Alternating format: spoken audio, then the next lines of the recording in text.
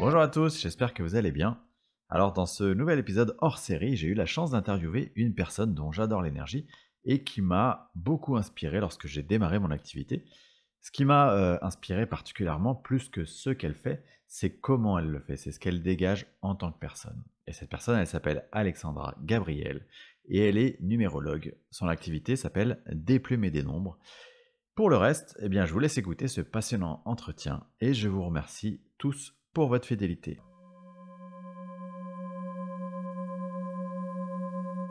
Merci beaucoup à toi, Alexandra, d'avoir accepté mon invitation. Ça me fait vraiment très plaisir de te recevoir dans ce podcast Entre deux mondes. Alors, pour les quelques éditeurs qui ne te connaissent pas, est-ce que tu peux te présenter à eux?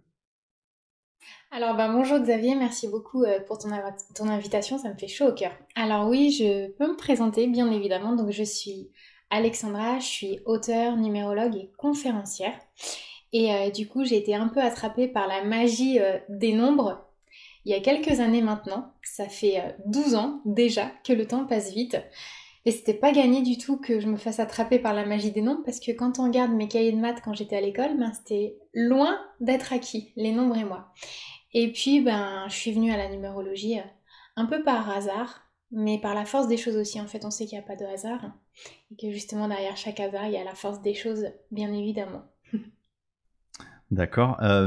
Du coup, dans ton parcours, avant d'en venir à cette numérologie, tu fais un parcours classique ou voilà, tu te dédiais à quoi avant ça? Alors, j'ai un parcours classique, finalement, oui et non, et quand je regarde rétrospectivement, je me rends compte que dès le départ, il y avait une cohérence. Finalement, mon éveil spirituel, il a eu lieu à mes 11 ans, quand Ayrton Senna est décédé. Et c'est là que j'ai Mhm. compris qu'il y avait une vie après la mort. Et en plus, bien évidemment, il n'y a pas de hasard. 11 ans, nombre 11, maître nombre en numérologie, donc pas anodin. Et j'ai longtemps cru que il m'avait transmis la passion de la F1 et que à toute fin j'avais besoin de devenir attachée de presse dans ce milieu. Donc j'ai déployé toutes mes énergies sur des études d'attachée de presse en lettres et langues, etc. J'ai obtenu mon diplôme, j'ai fait une expérience justement dans le milieu du sport automobile et là, je me suis rendu compte qu'il me manquait toujours un petit quelque chose, un petit je ne sais quoi. Et j'arrivais pas à retrouver ce que c'était ce je ne sais quoi. Donc en fait, je me suis un peu perdue dans les dédales du monde terrestre, classique, habituel, on va dire, bien terre à terre, avec la quête et la perspective d'avoir un boulot dans lequel je puisse m'épanouir. Mais il me manquait toujours un truc. Et puis, je suis arrivée à Toulouse.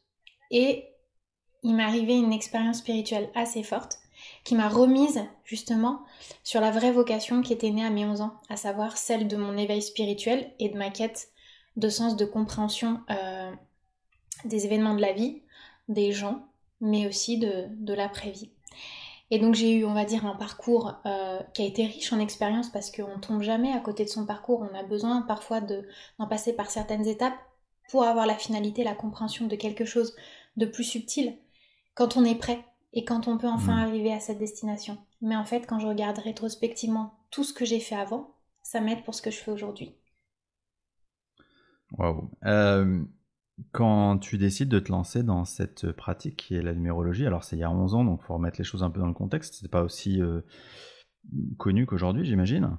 Euh, Tu fais ça, enfin, sans peur, tu y vas avec confiance, comment ça se passe? En fait, pour tout te dire, au début, je le prenais vraiment comme un jeu. Et j'avais aucune crainte, aucune peur. Je me disais, tiens, c'est marrant en fait.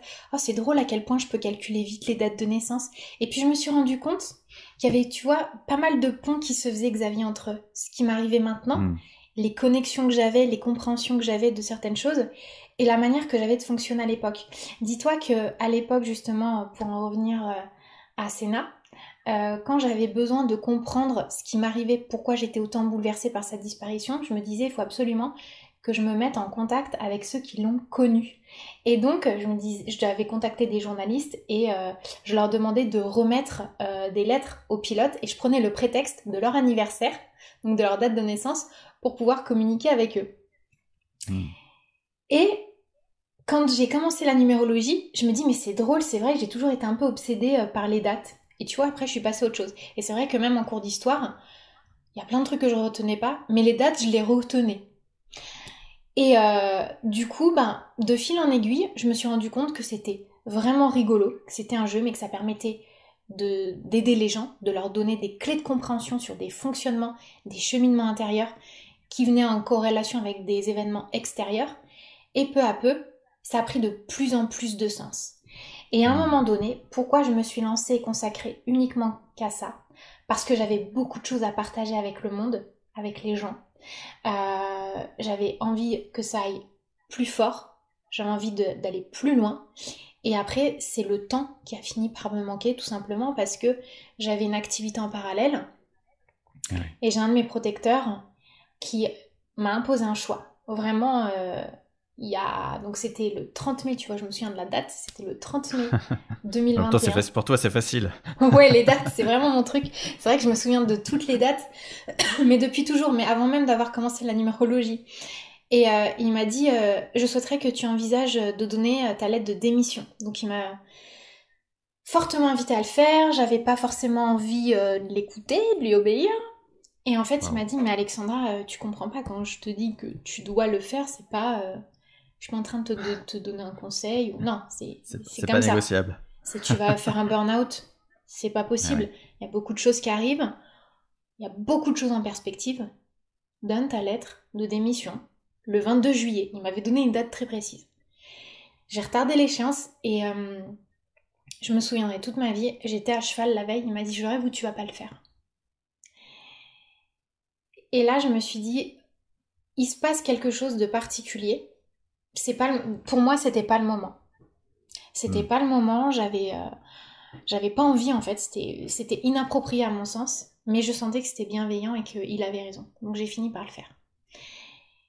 Et comment dire, les événements de la vie, mon besoin de transmettre, de partager, la demande Hmm. aussi des gens a fait que j'en suis venue à une activité à temps complet aujourd'hui et je me rends compte qu'il avait raison quoi. J'aurais pas le temps de faire autre chose à côté, pas du tout.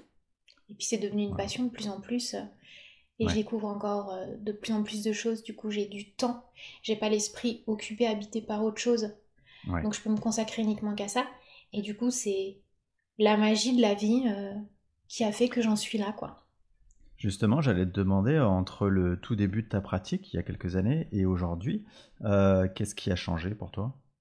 Absolument rien. Mais Je crois que tu allais me dire absolument tout.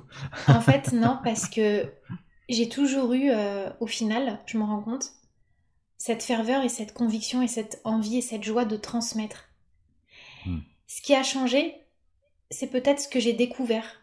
Enfin, c'est le fait de fil en aiguille, je vais encore de plus en plus loin. Et je me dis, tu sais toujours, Xavier, que c'est pas fini. Là, je vais sortir un livre en début d'année prochaine. Et je reste convaincue que cet exemplaire qui va sortir est déjà quelque part un peu caduque parce que je vais découvrir Ah encore oui. de nouvelles choses au fil du temps. Et ce qui me galvanise, c'est ça. C'est les découvertes, l'expérience des gens, les retours, l'enthousiasme dans les yeux de ceux qui ont finalement enfin compris quelque chose de précieux pour avancer. Hmm. Et sans vouloir tomber dans la fascination ou le, tu vois, le sublime, etc. C'est vraiment un outil puissant. Et ça, c'est ma ferme conviction. Et ce que j'adore aussi, c'est, tu vois, l'ironie du sort. J'étais vraiment pas destinée à aimer les chiffres, mais c'était l'horreur. Ouais. J'étais même en révolte avec les maths. Dès que j'avais un exercice de maths, un contrôle de maths, mais je décidais de ne même pas ouvrir le cahier. Je connais à peine mes tables de multiplication pour te dire. Et aujourd'hui, en fait, je fais que ça. Je travaille avec les nombres au quotidien et ils m'interpellent, ils me font des clins d'œil. Comme quoi, tu vois aussi, la magie de la vie, c'est de te montrer que l'ironie du sort est bienveillante. Parce Ah que, ouais. en étant autant en résistance, aujourd'hui, ce qui me fait vibrer, bah, c'est mon travail avec les nombres, tout simplement. Euh, Derrière ce travail avec les nombres, tu disais, il y a cette notion de transmettre. J'imagine que il y a tout ce que tu peux apporter aux gens. Comment tu... Est-ce que tu arrives à vraiment ressentir tout ce que ça peut apporter aux gens? Est-ce que tu arrives à conscientiser un peu tout ce que tu permets ouais, de développer chez les gens ou d'informations qu'ils arrivent à prendre conscience voilà, est-ce que tu arrives à te rendre compte de tout l'impact que tu peux avoir? Je me rends pas toujours compte justement de cet impact dont tu parles dans l'instant présent. Parce que dans l'instant présent, quand je partage, je donne tout en fait, que ce soit en consultation, en atelier, en formation, je donne tout en fait avec mon cœur. Et Hmm. souvent en fait, ce qui m'émeut et ce qui me touche, c'est les retours des gens qui me disent, vous savez, on s'est vu il y a 2 ans, ou vous savez, on s'est Ah vu il oui. y a 6 mois, ou j'ai fait cet atelier avec vous l'année dernière. Bah voilà ce qui se passe aujourd'hui, voilà ce que j'ai compris, voilà ce que j'ai mis en place. Et là, je me dis, waouh, c'est encore plus magique que ce que je croyais. Ça, ouais, c'est ce qui m'espante à chaque fois. Mais Hmm. dans Et quoi? l'instant présent, Ouais. en fait, je vibre déjà fort ces choses-là parce que j'en suis déjà intimement convaincue et j'en ai fait l'expérience. Je pars toujours du principe que tu ne peux transmettre et parler de façon fiable enfin, uniquement de ce que tu as vécu, compris, Hmm. expérimenté. Et ça, oui, ça palpite en moi, ça pétille en moi. Mais c'est vrai que quand j'ai les retours, je suis souvent mais tellement bouleversée de façon positive que je me dis Ouais. c'est génial quoi. Est-ce qu'au bout de toutes ces années, tu te mets encore une certaine pression, entre guillemets, tu sais, moi, par exemple, quand je pratique mon hypnose spirituelle, j'ai toujours un peu, une sorte d'adrénaline avant un rendez-vous tu sais, le côté, je veux tellement bien faire, je veux que la personne elle ait ses réponses, je veux vraiment que ça lui apporte quelque chose. Est-ce que tu as encore ça au fil des années ou est-ce que finalement, tu as développé tellement de confiance dans cette pratique et dans tout ce que tu peux transmettre que ça s'est estompé. Alors, euh, j'ai cette adrénaline, mais pas sous le sceau de la pression, peut-être plus Mm. sous le sceau de l'enthousiasme. Je me dis toujours, faut absolument que je lui dise tout ce que j'ai à lui dire. Ouais, c'est Faut ça. pas que j'oublie, donc tu vois, je note, j'aime bien préparer mes thèmes en amont. Mais j'ai pas le trac, tu vois. Ouais. C'est plus l'enthousiasme de me dire, ah, faut pas que j'oublie, tac, tac, tac. Donc je note tout.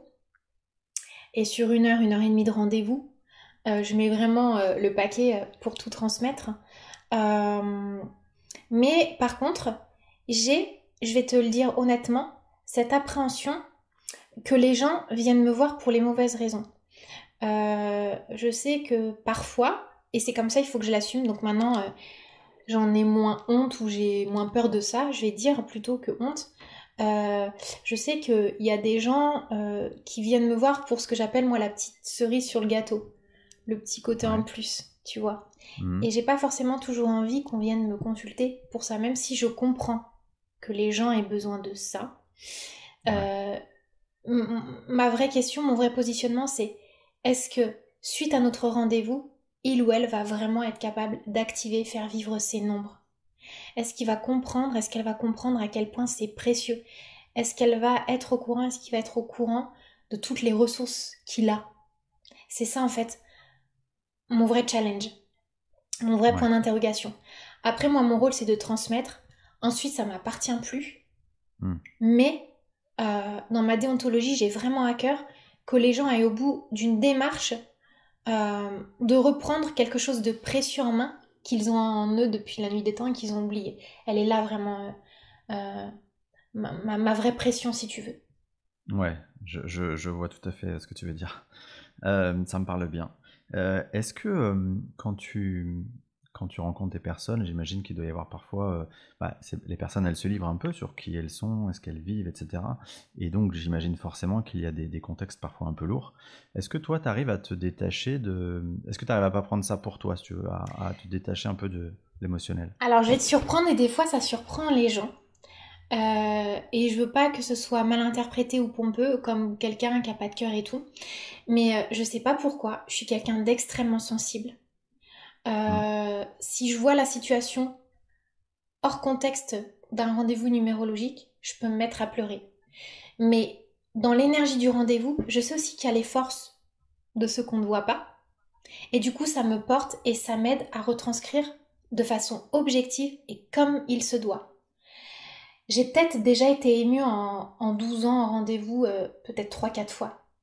Notamment, je me Ah rappelle oui. une fois cette année. Euh, mais la plupart du temps, j'ai vraiment cette chance d'avoir aussi l'aide hein, de Hmm. ceux qui m'assistent, on va dire, qui m'accompagnent, J'ai vraiment cette chance d'avoir ce recul, cette capacité de discernement pour ne pas m'approprier la douleur de l'autre ou ce qu'il vit, Ouais. pour le laisser maître, de ressentir et d'expérimenter ce qu'il vit et lui donner les bonnes clés. Pareil, je me suis toujours dit, et ça c'est très important pour moi Xavier, pour moi un bon thérapeute, un bon astrologue, un bon numérologue, un bon praticien, ce que tu veux, un bon hypno, euh, c'est celui qui va être capable de couper aussi avec son histoire personnelle. Je peux par exemple être en train de vivre le pire chagrin d'amour et dire à la personne qui est en face de moi, qui a un 11 ou un 2, non mais il n'y a rien de plus important que l'amour, il n'y a rien de plus beau. Faut que vous mettiez la gomme dans vos histoires d'amour dans Et cette oui. incarnation. C'est ce que vous avez choisi de dépasser. Alors que moi, je suis au fond du seau, tu vois, et ça, j'arrive à le faire. Ouais. Ça, c'est hyper important pour moi. J'ai vu que dans tes prestations, je ne sais pas si c'était déjà le cas au tout début, mais en tout cas, tu proposes des thèmes en lien avec les animaux ou même en lien aussi avec les défunts. J'aimerais d'abord parler des animaux. Je sais que c'est quelque chose d'important pour toi. Mhm. Euh, Comment ça t'est venu ça? Comment ça t'est venu de proposer ce genre de thème autour des animaux? Alors, c'est intéressant ta question et merci de me la poser, merci de me permettre de m'exprimer sur le sujet. Les animaux, c'est pareil, c'est comme les nombres, au début, c'était pas gagné. J'avais peur de plein d'animaux, je te jure, j'étais une trouillarde. Je me rappelle une fois d'une... D'ailleurs, si elle écoute ce podcast, elle va tellement rigoler. D'une sortie en plein Biarritz avec une de mes amies, Sarah, où j'ai failli me faire écraser littéralement sur la route parce que y avait un chien et que j'avais très peur. Et j'ai eu aussi beaucoup de phobies avec les chevaux. Quand j'ai perdu ma mère, j'ai décidé de faire une équithérapie parce que je me suis dit, j'en ai marre d'avoir des phobies, j'en ai marre d'avoir des blocages, j'en ai marre d'avoir des décès. En fait, j'ai eu envie à ce moment-là de résoudre toutes les problématiques émotionnelles de ma vie. Et les phobies des animaux, c'était une grosse problématique émotionnelle. Et en faisant l'équithérapie, je n'étais pas du tout destinée à monter à cheval. Et ben, j'ai commencé à prendre des cours d'équitation et j'ai eu mon petit cheval. Et c'est lui qui m'a guéri de plein de choses. Et en faisant l'équithérapie, je me suis rendu compte que la phobie de certains chiens avait complètement disparu. Tu vois, c'est comme si ça avait été le positif dommage Hmm. collatéral. En fait, ça avait aussi effacé la phobie avec les chiens. Et leur aide, leur accompagnement, leur langage, j'y suis devenue de plus en plus sensible. Et quand je suis arrivée sur Toulouse, tu vois, j'étais seule, un peu seule au monde, on va dire. Et je suis arrivée en fait avec mon cheval, mon chien sous le bras, ma petite chienne sous le bras. Et j'avais que eux comme famille, tu vois. Et donc en fait, de fil en aiguille, ben, j'ai aussi commencé à la conquête de mes émotions, de l'histoire des nombres à travers eux. Et j'ai compris pas mal de choses sur mes phobies. Du coup, à chaque fois que j'ai une situation de vie, j'essaye, du coup c'est un peu le réflexe de la numérologue, de tout analyser en fonction de ça. Ouais. Et j'ai compris plein de choses. Hmm. Donc j'y suis Donc, venue comme ça. ouais. Donc tu t'es dit, tiens, ce que j'ai vécu peut permettre aux gens effectivement, d'y trouver du sens. Et donc je le propose, c'est ça? Exactement. C'est comme ça en Ok. fait à chaque fois, c'est j'expérimente, je ressens, je constate, c'est Hmm. validé, je partage. C'est vraiment, tu sais, les étapes clés. Je me dis Ouais, ouais, toujours, j'ai vraiment du mal à partager et à convaincre quelqu'un. Enfin, j'ai pas envie de convaincre les gens, mais je peux pas partager et essayer de transmettre, ou oui, de convaincre quelqu'un, si moi je suis pas déjà convaincue intimement. ouais. Tu vois? Hmm. Ouais, C'est je vraiment comprends. hyper important pour moi de respecter ces étapes. Hmm.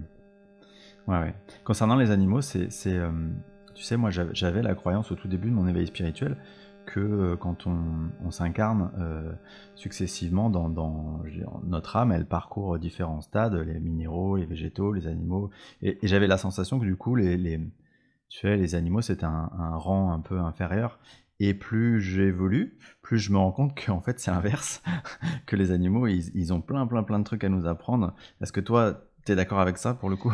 Ah, exactement, complètement. Ils sont même bien plus supérieurs que nous. Et je vais peut-être pas te surprendre si je te dis que j'ai vu et j'ai compris dans un voyage astral, en fait, que mon cheval avant, ça avait été un humain. Ah oui. tu vois. Ouais, c'est ça. Donc ça a été assez fou de comprendre ça. Et du coup, mon lien avec les animaux, c'est pas pour rien que j'ai écrit mon deuxième oracle, un peu à leur Ouais. gloire, à leur honneur. Donc je pense que, tu vois, je vais te dire un truc, Xavier. Une fois, j'ai un de mes protecteurs qui m'a dit, à chaque fois que tu te poses la question, envisage que la réponse puisse à la fois être oui et non. Ça Ouais, dépend de ton degré ça me va bien. d'expérimentation et de ta capacité en fait à ressentir. Si c'est non, c'est Mm, que tu l'as peut-être pas encore dépassé, expérimenté. Si c'est oui, c'est que ton âme le mm. sait déjà parce qu'elle l'a déjà expérimenté sur d'autres sphères, à d'autres niveaux. Et qu'intrinsèquement, tu le sais. Et quand tu te poses la question et que t'es pas sûr, c'est que t'as pas encore l'expérience dans la matière, mais que ton âme connaît en fait le concept de toute chose. Mm. Euh, c'est hyper intéressant, merci. J'ai vu aussi que tu avais du coup Je rigole parce que du coup, j'ai Ouais, ma je petite l'entends. topaz qui ronronne et qui a l'air assez d'accord avec nous. Elle est d'accord, elle valide, c'est bien. Merci Toupie. Euh, Du coup, j'ai vu aussi dans tes prestations, tu proposes quelque chose en lien avec les défunts, la numérologie des défunts. Alors ça, moi, c'est un sujet qui me passionne, surtout ce qui est mission de nos défunts dans l'au-delà. Euh, Comment ça t'est venu ça aussi? Alors, ben, tout simplement, c'est grâce à cette fameuse deuxième expérience que j'ai eue. Hmm. Quand je suis arrivée à Toulouse, ma deuxième expérience mystique la plus forte, elle est survenue en mai 2014, donc 20 ans Wow. et une semaine après la mort de Senna. Hmm. Euh, j'ai perdu, on va dire, c'est drôle que je dise j'ai perdu, mais oui, j'ai un peu perdu en quelque sorte une âme que j'avais connue dans une ancienne vie. En fait, je l'ai retrouvée de cette manière. Et quand je l'ai retrouvée, qui m'a montré, qui m'a expliqué quelle était finalement la finalité et l'aboutissement de tout cela, je m'en étouffe, tu vois. Tout s'est ouvert. Ouais. C'est lui qui m'a expliqué que finalement le rôle de Sénat, c'était pas de me faire devenir attaché de presse dans le milieu de la F1, mais de m'éveiller à ma spiritualité.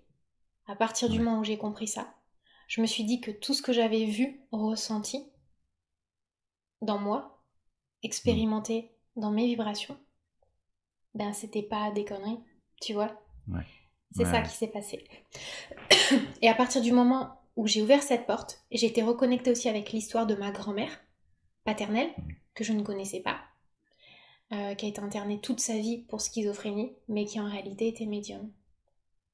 Et alors là, ben, Waouh. c'est devenu une évidence puisque j'ai commencé à avoir des manifestations, en fait, on va dire physiques dans la matière. Avec mes yeux, je voyais, avec mes oreilles, j'entendais. Je sentais des parfums que j'avais Hmm. jamais sentis auparavant. Je sentais aussi sur mes épaules, dans mon dos, dans mes cheveux, des présences, tu vois. Enfin, Ouais. c'était assez fou. Et ça m'a permis Ouais. complètement de guérir. Je me suis dit, en fait, quand on dit au revoir à un défunt, plus jamais, ça rime en fait à tout jamais. Ça rime avec à tout jamais. Il n'y a pas de séparation. Et alors là, ça a Hmm. été révolutionnaire et toute ma vie a décollé. Tout s'est mis en place naturellement. Tout Waouh. s'est fait en C'est 48 heures. Ça a été une fraction de seconde. C'était ce contact avec Pascal. J'en parle de Pascal des fois dans des émissions que je peux faire. ouais.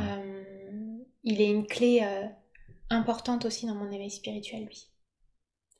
Donc voilà Hmm. pourquoi ça me paraît cohérent de proposer aussi ça. Parce que finalement, nos défunts, et d'ailleurs, je suis en train de préparer quelque chose là-dessus, ils ont une date de retour céleste. Hein. On appelle ça une date de décès, mais moi j'aime bien plutôt parler de date de retour céleste. Et du coup, cette date-là, elle nous permet de comprendre qu'est-ce qu'ils font eux depuis les mondes subtils. Parce que Hmm. tout est lié. Il n'y a pas de Bien sûr. séparation, il y a une continuité logique. Ouais, ouais. Donc on en est là aujourd'hui. Euh, j'ai plein de questions, mais je vais essayer de les filtrer. Je t'en prie, hein, Euh, j'ai le temps. ouais, y a pas de souci. J'ai lu un bouquin l'autre jour qui m'a interpellé.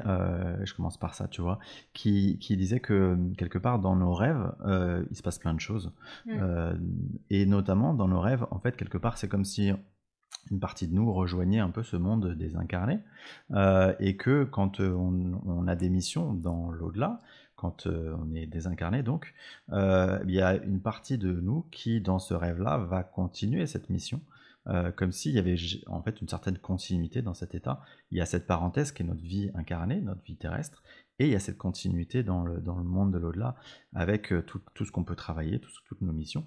Et est-ce que toi, ça te parle, ça, tu vois, de se dire, bah, ok, moi j'ai mon boulot, j'ai mon boulot, entre guillemets, ma pièce de représentation sur Terre, là, mon jeu, et puis à côté de ça, l'être que je suis vraiment, il continue de travailler, notamment la nuit, sur d'autres plans en parallèle, à d'autres missions, et notamment ces fameuses missions dans l'au-delà. Alors, ça me parle, mais je voudrais souligner quelque chose. Enfin, je veux souligner deux choses. La première, c'est que, en effet, on est infini. On est immensément éternel et beaucoup plus grand que ce qu'on peut croire. Ça, c'est une Hmm. première chose. Et du coup, il y a des parties de nos énergies qui sont en corrélation avec d'autres mondes, d'autres sphères. Des fois, je ne sais pas si ça t'arrive ou si ça arrive à ceux qui nous écoutent aujourd'hui, de rêver de personnes. Ils ont des gens dans leurs rêves qu'ils n'ont jamais vus, jamais rencontrés. Hmm. Ou ils se retrouvent dans des endroits où ils ne sont jamais allés. Ça, c'est des parties de notre conscience. Je parle pas de fragments d'âme, Hmm. parce que une âme, enfin c'est ce que m'a expliqué un de mes protecteurs, donc du coup c'est l'objet de mon troisième livre aussi, je suis en train d'écrire le 2 et le 3 en même temps. Il m'a expliqué qu'en fait, l'âme est infragmentable, tu vois, c'est Hmm. une puissance, c'est quelque chose qui peut pas être divisé. En fait, c'est des parcelles d'énergie, mais enfin, c'est un peu compliqué. Il faudrait que je le reformule mieux et que je réécoute ce qu'il m'a expliqué. Mais en gros, cette partie de nous, en fait, ce qu'on pourrait qualifier, bon, aujourd'hui de fragment d'âme, se promène en fait un peu partout sur le globe, dans des sphères même qu'on n'imagine même pas sur Terre. Oui, qu'on peut pas se représenter. Et Hmm. ça, en fait, c'est des vecteurs de ressources. C'est une capacité qu'on a, instinctive comme celle qu'on a de respirer ici maintenant. Euh, c'est une capacité qu'on trouve salutaire pour pouvoir aller se ressourcer à un moment donné, par Hmm. rapport à ce qu'on doit faire dans notre mission de vie tout de suite maintenant. Enfin, notre mission d'être, plus simplement. Ouais. Et ensuite, ce que je veux aussi souligner, c'est que c'est important de rester aussi présent à ce qu'on fait et ce qu'on est actuellement dans notre humanité. Et c'est comme ça, à mes yeux, hein, je dis pas que ça doit être la pensée de tout le monde, et il y a forcément des opinions qui divergent, et j'en suis consciente et je l'accepte totalement, mais parfois à trop vouloir aller chercher la spiritualité, Ouais. à trop vouloir fantasmer des choses X ou Y, on oublie de revenir aux précieux trésors qu'on a déjà maintenant, aux outils qui sont déjà affûtés, qu'on a réussi à affûter depuis le début de notre parcours, et en fait on s'égare, parce qu'on veut s'en remettre à quelque chose d'extérieur, de plus grand, parfois de fantasmagorique.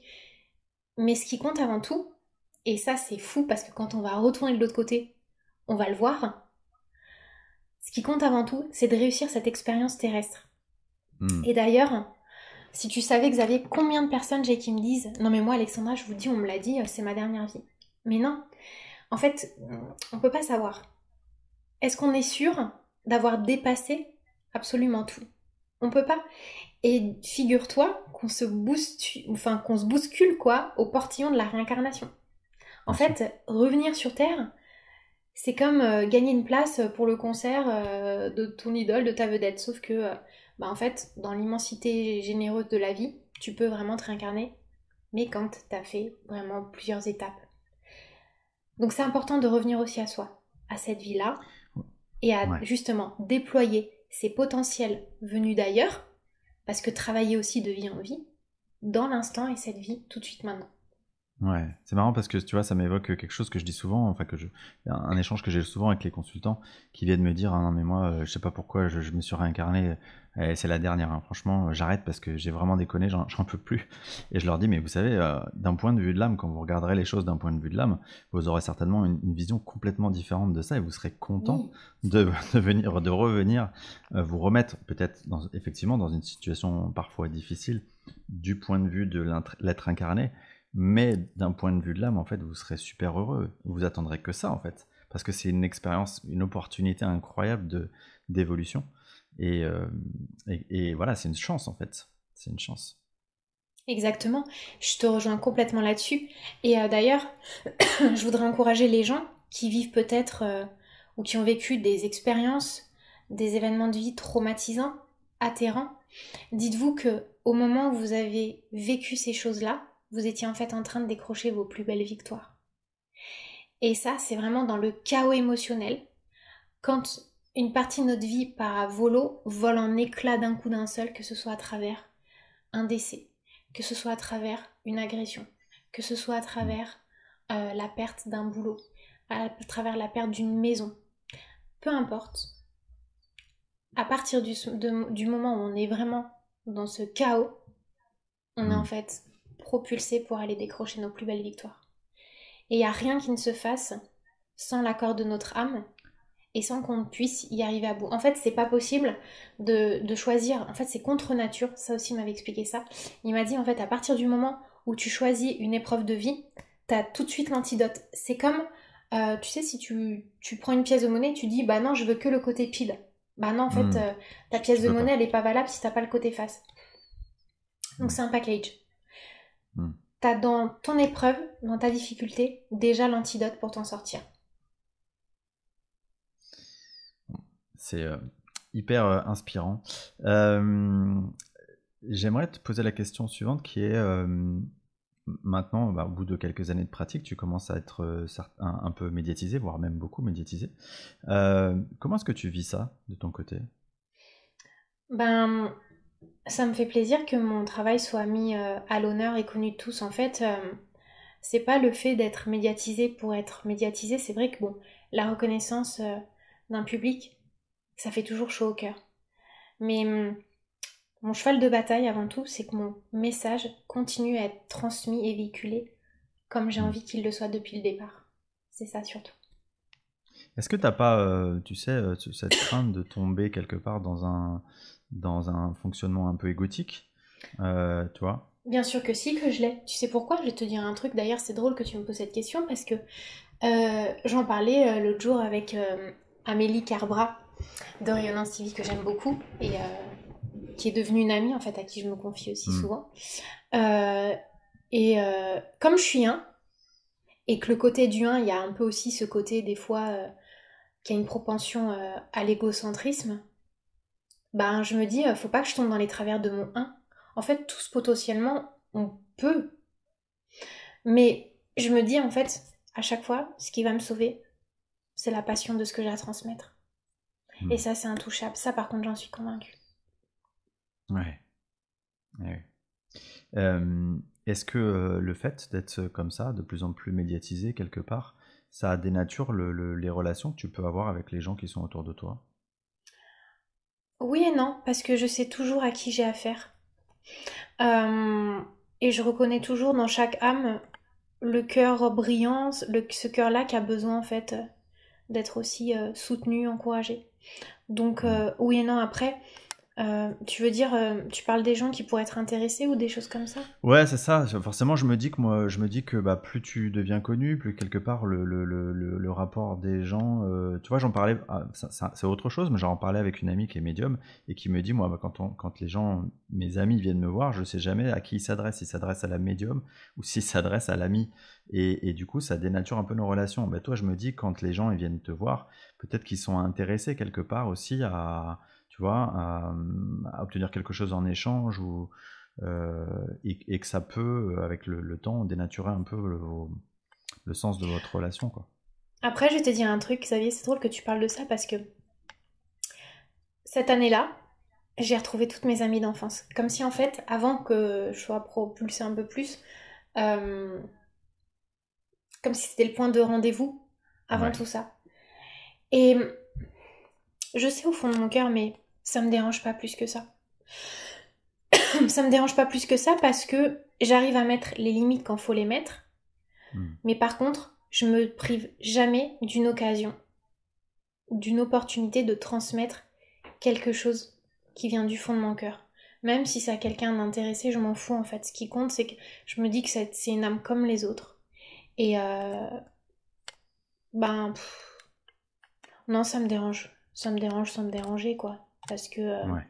je sais mettre les justes limites et Non, pas plus que ça. Ok. J'arrive toujours en fait à être attendrie par les gens, tu vois.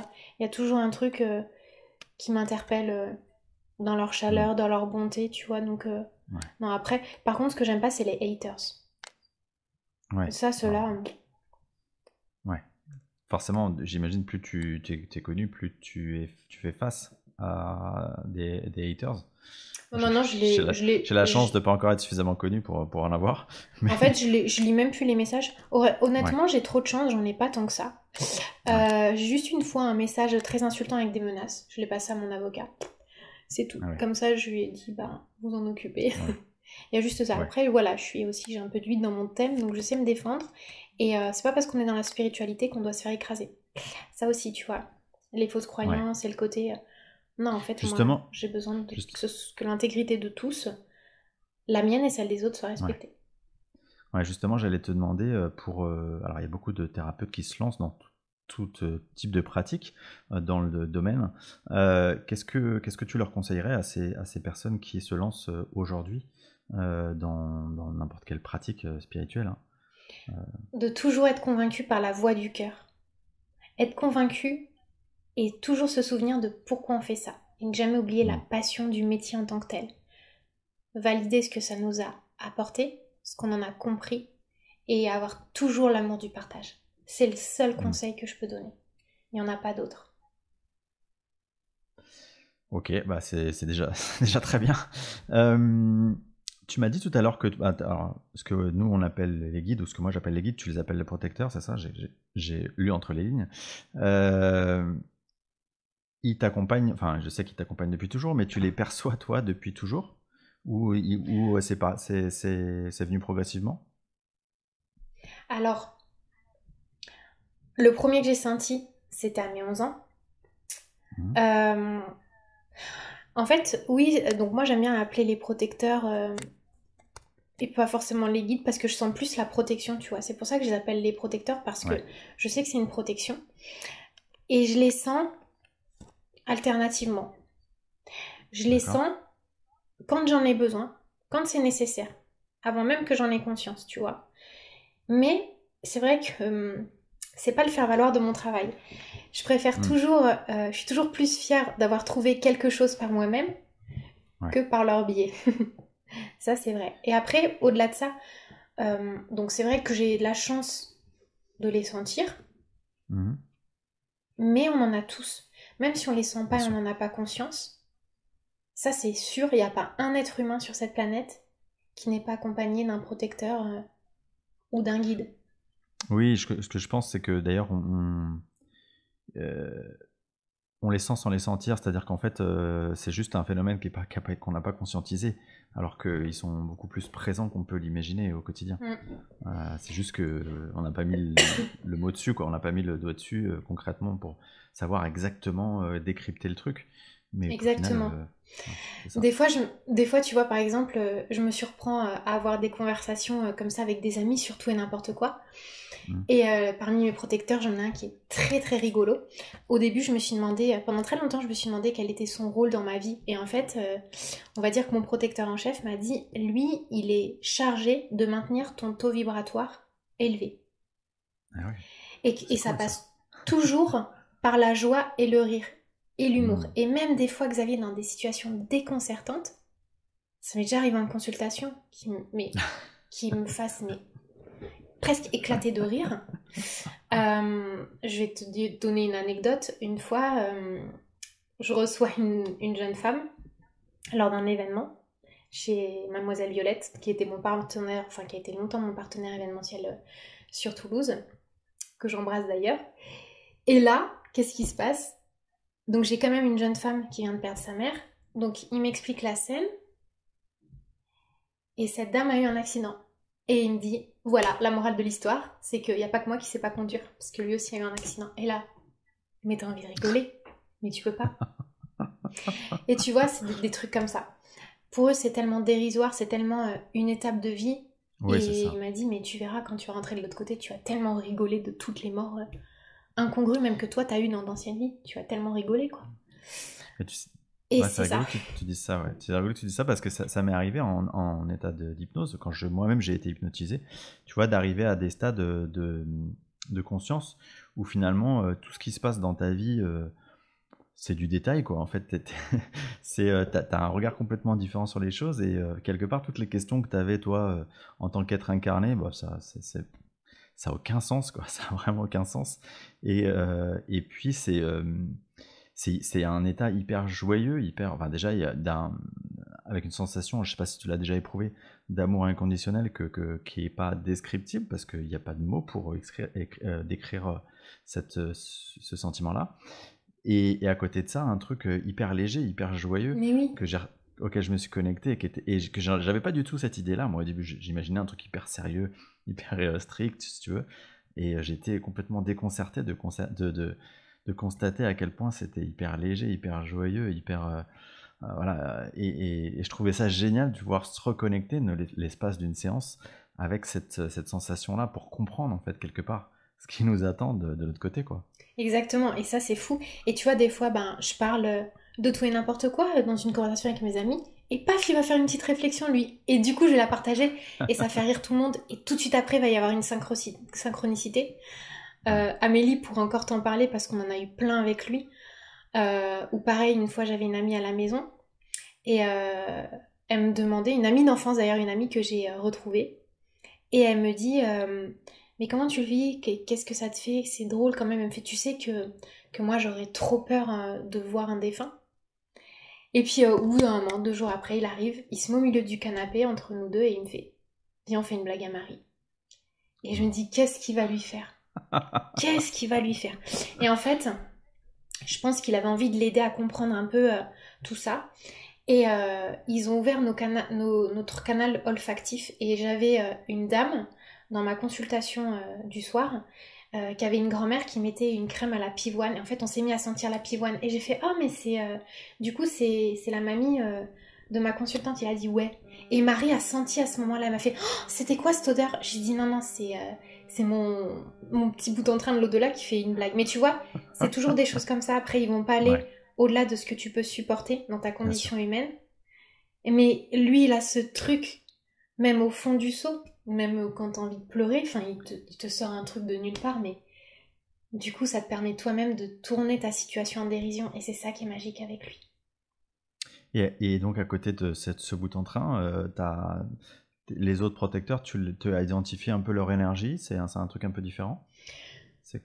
Ouais, en fait, il y a vraiment une hiérarchie pour chaque être vivant, et il y a un protecteur qui est destiné à faire évoluer donc l'individu sur le plan terrestre par rapport à des problématiques que lui-même a rencontrées de vie en vie, dans Hmm, sa dernière incarnation. Et du coup, les affinités se font comme ça, ok. par rapport au lien dans la matière, à l'expérience de vie. Hmm, Et il y en a un qui va être peut-être chargé, par exemple, moi je sais que j'en ai un qui est chargé, ben c'est drôle que tu dis ça, et ça fait pas longtemps qu'il est rentré dans mes énergies, il est rentré dans mes énergies le 3 décembre dernier, qui est chargé de ma vie en fait un peu publique, médiatique entre guillemets, donc de tout ce mhm. que je fais sur les réseaux sociaux, etc. J'en ai un qui est là pour les enseignements, mon protecteur en chef, ma mère aussi, tu vois, et chacun a un rôle bien spécifique. Ouais. Et ça a été, ça a été magique de le découvrir. Parce que des fois, tu peux te dire, mais pourquoi lui, il m'apporte ça? Pourquoi il me Hmm, fait travailler là-dessus? Pourquoi il est chargé de ça auprès de moi? Et quand tu comprends, quand tu fais un peu le rétro-pédalage dans ta propre vie, et quand tu vas regarder après son expérience à lui, terrestre, tu te rends compte des connivences. Ça a ouais. été magique. J'en parle aussi dans le troisième livre, justement, que je suis en train de préparer. C'est un troisième livre qui est plus en lien avec qui se détache un peu plus de la numérologie et qui va être en lien Ouais. avec tout ce que j'ai compris et appris de l'au-delà. Bon, bah, on a de le lire.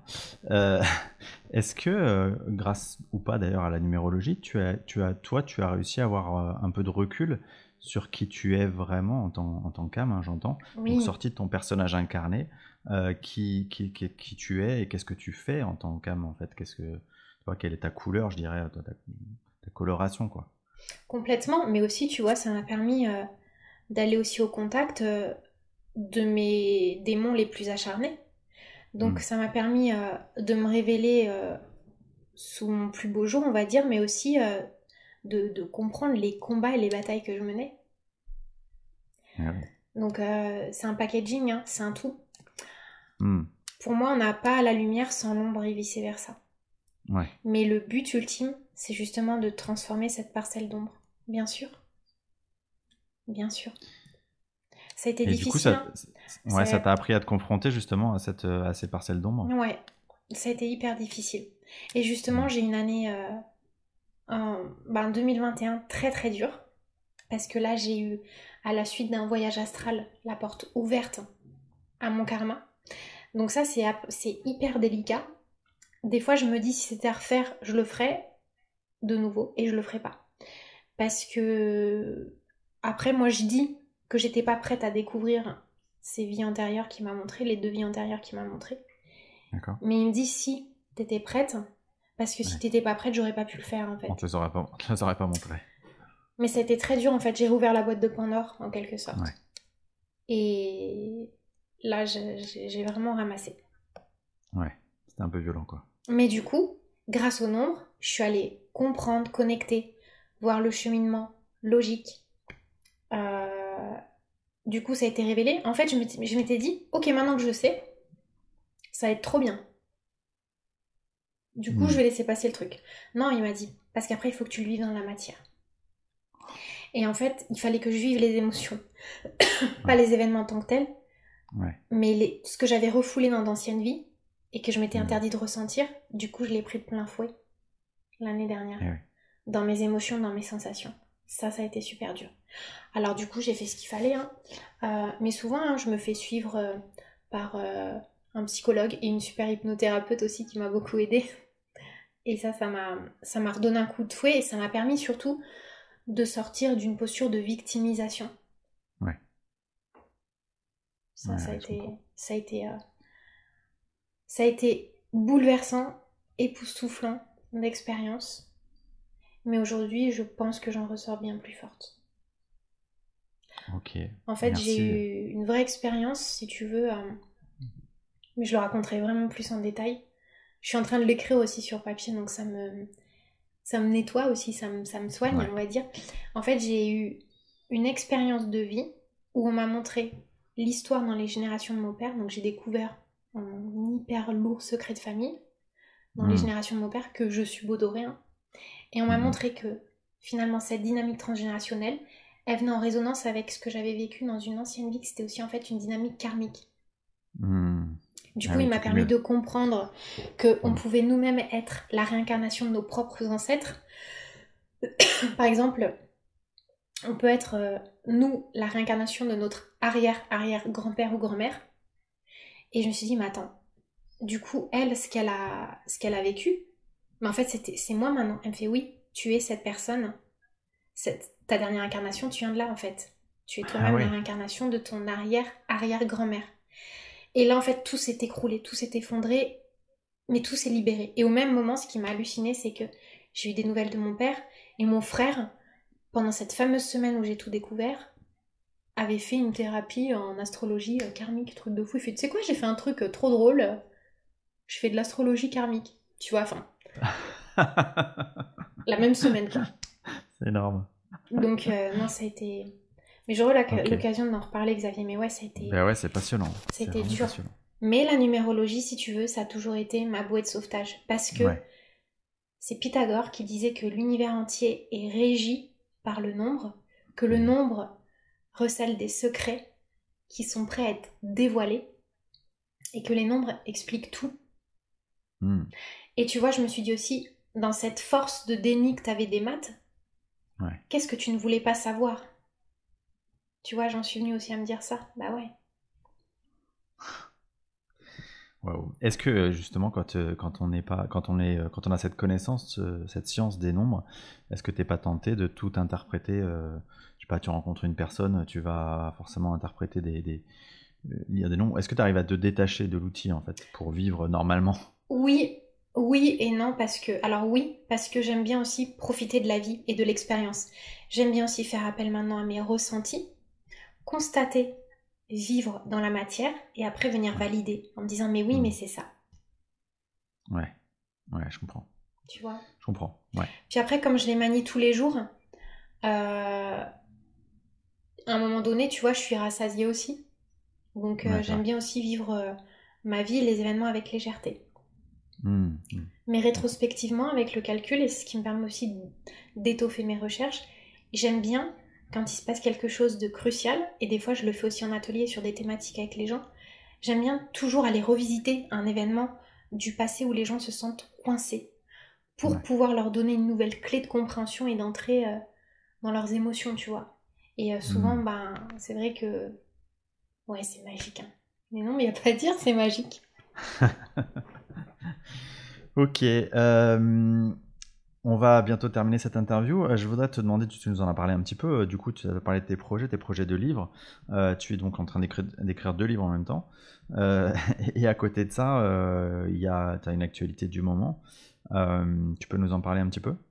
Alors, pour l'instant, donc, l'actualité du moment, c'est que je viens de sortir mon deuxième oracle, donc l'oracle des animaux totems et leur nombre sacré, euh, aux éditions Erol. Et je prépare 3 livres. Allez. Et je viens de rendre aussi à mon éditeur 2 nouveaux oracles. Donc Waouh. c'est le petit teasing. Tu serais pas un peu hyperactive? Ah, peut-être, ouais. C'est vrai. Non, mais je saisis la balle au bond de l'inspiration. Quand j'ai Ouais. des choses à dire, à partager, tac, tac, tac, tac, je mets tout sur papier. J'adore écrire, en fait. Tu vois, depuis, regarde, la cohérence des choses aussi, Xavier, ce qui m'a montré aussi mon protecteur en chef, Christophe. Il me dit, Alexandra, tu collectionnes plein de stylos plumes. Regarde la cohérence de tout ce qui s'est passé dans ta vie. C'est vrai que j'ai plus d'une centaine de stylos plumes. Je ferai une petite photo quand tu lanceras la médiatisation du podcast. Je montrerai ma collection de stylos plumes, tout le monde me le demande. Depuis toujours, j'adore écrire. Depuis que je Ouais. suis petite, en fait. Je collectionne, j'ai gardé tous mes stylos plumes depuis le CP jusqu'à maintenant. J'en ai plein sur mon bureau, tu vois, là j'en ai 3. Euh, Quand j'étais petite aussi et qu'en français on avait des histoires qui me plaisaient pas, il fallait que je me précipite dans ma chambre pour écrire la fin de l'histoire. Ma mère elle pétait un plomb au moment du repas, elle me fait qu'est-ce que tu fais? Je lui dis bah il faut que j'aille dans ma chambre pour écrire la fin de l'histoire, j'aime pas. Donc tout est déjà présent dans les énergies du moment. Et je pense que au final, et ça c'est ce qu'on m'a montré, mon vrai métier c'est auteur, Hmm. mon outil c'est la numérologie. Et c'est ça que j'aime le plus, c'est vrai. Waouh, c'est vraiment passionnant. Merci beaucoup encore une fois, Alexandra, pour d'avoir accepté de faire cette interview. Je pose une question récurrente à toutes les personnes que j'interviewe. C'est simplement sous forme de conseil à toutes les personnes qui s'éveillent à cette spiritualité. Alors, spiritualité au sens large, c'est-à-dire au moins à la compréhension de qu'il y a autre chose, des mondes subtils. Qu'est-ce que tu pourrais conseiller à quelqu'un qui comme ça, s'éveille du jour au lendemain à comprendre qu'il y a autre chose? Le conseil que je donnerais, c'est avant toute chose de faire confiance à cet outil précieux qui est notre condition humaine, notre incarnation. De valider avant tout par le cœur, par le corps, par notre propre ancrage, notre propre présence à nous. Et après, étayer ses ressentis en allant vers l'extérieur. Mais la démarche, elle est avant tout intérieure. N'essayez pas de comprendre ou d'essayer de combler un vide en croyant à tort que les premiers outils qui vont le plus vous aider sont à l'extérieur. C'est avant Ouais. tout en vous, à l'intérieur, que vous allez les trouver. Et après, et c'est la magie des synchronicités, vous aurez le bon livre, la bonne affiche de cinéma, la bonne personne qui va croiser votre chemin. Plus partir Hmm. d'une précieuse démarche intérieure, il n'y a rien de plus valeureux pour ensuite partager et venir avoir des petits coups de clin d'œil de l'extérieur. Ce serait vraiment ça mon conseil. Il n'y a rien de plus riche que nous, que notre être, que nos émotions, que nos ressentis, et que l'expérience en fait qu'on est destiné à vivre, quoi, qu'on se destine à vivre et transformer. Ok, bah écoute, merci beaucoup pour ce conseil très, très riche, très précieux. Je suis sûr que voilà, Bonjour à ça tous, je parlera à m'appelle beaucoup de Xavier monde. Murez et je suis praticien Encore une en fois, hypnose merci. Et transpersonnelle, qui merci est aussi une à tous les hypnose auditeurs spirituelle, qui nous ou écoutent, qu'on peut aussi qui ont écouté appeler cet hypnose entretien passionnant. régressive. Je Merci à suis vous, vraiment merci ravi Xavier. de démarrer ce podcast qui s'appelle Entre deux mondes et qui a pour vocation de faire le lien entre Yes, ma passion, la spiritualité, tu peux et mon arrêter. métier passion, l'hypnose transpersonnelle. Entre deux mondes, ça fait aussi référence évidemment au lien entre ce monde, celui de notre incarnation terrestre, et le monde de l'au-delà. Et l'idée, c'est que dans chaque podcast, je vais vous parler d'un thème de spiritualité à ma manière, hein, selon ma compréhension, donc forcément quelque chose de subjectif. À vous donc de prendre ou pas ce qui résonne en vous. Et ensuite, dans la seconde partie du podcast, je vais illustrer ce thème de spiritualité avec un court extrait de séance durant laquelle, sous hypnose, on fait référence à ce thème. Quand je dis on, bien évidemment, c'est pas moi, c'est le consultant qui est mis sous état d'hypnose. Et pour inaugurer ce podcast, j'aimerais vous parler du sujet des familles d'âme.